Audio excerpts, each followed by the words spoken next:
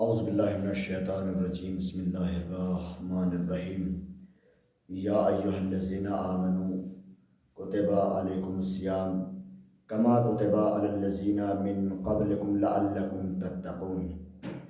اے ایمان لانے والو، تمہارے اوپر ایسے ہی روزے فرض کر دیے گئے جس طریقے سے تم سے پہلے والوں کے اوپر فرض کر دیے گئے تھے، تاکہ تم متقی اور پرہیزگار بن جاؤ۔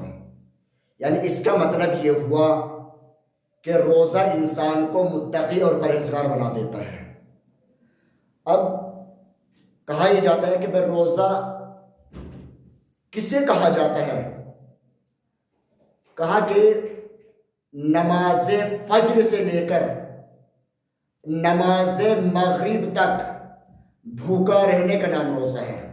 لہذا ایسا کچھ بھی نہیں ہے۔ بھئی روزہ میں بتاتا چلو روزہ کسے کہا جاتا ہے؟ کہا کہ خدا کی معرفت رکھتے ہوئے، خدا کی شناخت کرتے ہوئے، خدا کی پہچان کرتے ہوئے، خدا کے فرامین پر عمل کر دینے کا نام روزہ ہے۔ لہذا جو یہ کہتے ہیں کہ صبح سے لے کر نماز فجر سے لے کر مغرب تک بھوکا رہنے کا نام روزہ ہے، بھئی وہ فاقہ تو ہو سکتا ہے، روزہ نہیں ہو سکتا۔ لہذا اب یہ روزہ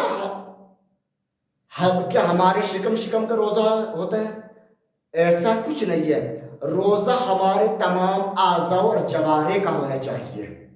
یعنی روزہ ہمارے پاؤں کا بھی روزہ ہونا چاہیے، ہمارے ہاتھوں کا بھی روزہ ہونا چاہیے، ہماری آنکھوں کا بھی روزہ ہونا چاہیے، ہماری زبان کا بھی روزہ ہونا چاہیے، ہمارے کانوں کا بھی روزہ ہونا چاہیے، ہماری فکر کا بھی روزہ ہونا چاہیے، ہمارے ذہن کا بھی روزہ ہونا چاہیے، ہمارے دماغ کا بھی روزہ ہونا چاہیے۔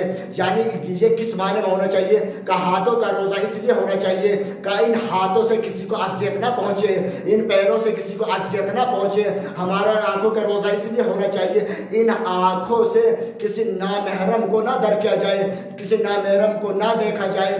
بھائی ہماری زبان کا روزہ اس لیے ہونا چاہیے کہ اس زبان سے کسی برادر مومن کی غیبت نہ کی جائے۔ ہمارے کانوں کا روزہ اس لیے ہونا چاہیے کہ ہم ان کانوں سے کسی برادر مومن کی غیبت کو نہ سنیں۔ اور ہماری سوچ اور فکر کا روزہ ہونا چاہیے۔ اگر ہمارے تمام اعضاء اور جوارح کا روزہ نہیں ہوا، اگر ہماری سوچ اچھی نہیں ہوئی، ہماری فکر اچھی نہیں ہوئی، لہذا وہ فاقہ تو ہو سکتا ہے، روزہ نہیں ہو سکتا۔